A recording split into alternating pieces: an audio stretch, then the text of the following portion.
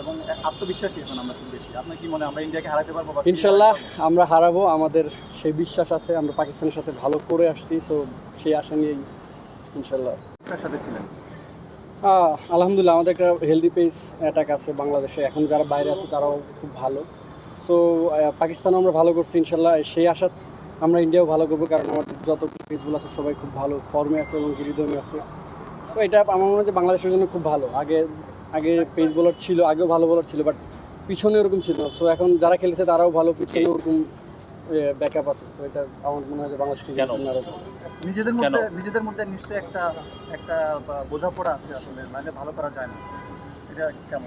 আমরা আসলে পেস বোলাররা সবসময় বেশিরভাগ সময় একসাথে খাইতে যাই বা একসাথে বসে কথা বলি। সো খেলা বিষয়ে অনেক কথা হয়। এই বোঝাপড়াটা অনেক ভালো আর কি, সবার সাথে সবার ভালো রিলেশন।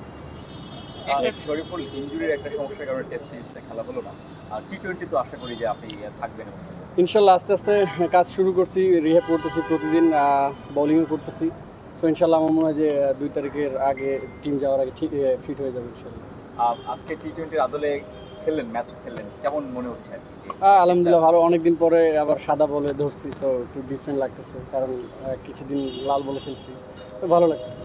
শরীফুল, এখন তো পেসারদের উপর অনেক ডিপেন্ডেন্ট হয়ে যাচ্ছে বাংলাদেশ। টেস্টে দেখছি আমরা 20 ওভার পর্যন্ত অনেক সময় বল করা লাগছে বা লাগতে পারে সামনে। সেক্ষেত্রে আপনার ফিটনেস অনুযায়ী আপনি আসলে কি এক্সপেক্ট করছেন আপনার ফিউচার নিয়ে? আমরা এখন সবাই দেখেন, সবার ফিটনেস নিয়ে খুব কাজ করতেছি। সো আমার মনে হয় যে ফিটনেস ইস্যুটা সবার দিক থেকে ইমপ্রুভ করছে।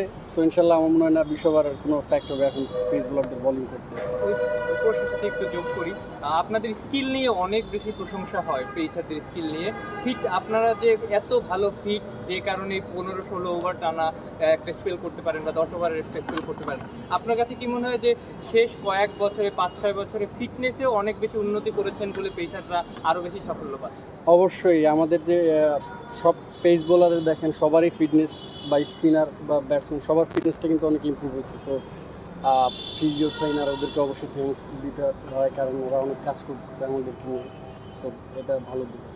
এর বাইরে কি আলাদা কোনো কারণ আছে কিনা আপনাদের নিজেদের ব্যক্তিগত দিক থেকে?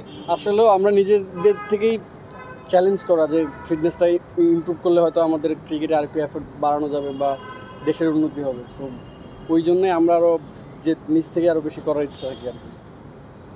3 থেকে 4 জন পেস বোলিং কোচের অধীনে আপনারা কাজ করেছেন এখন পর্যন্ত। আমি যদি মূল্যায়ন করতে বলি, কাকে কীভাবে মূল্যায়ন করবেন এবং এখন বর্তমানে যিনি আছেন বা আপনাদের যে এই যে একটা টিম, এটাকে দাঁড় করানোর পেছনে আসলে কার ভূমিকা ছিল?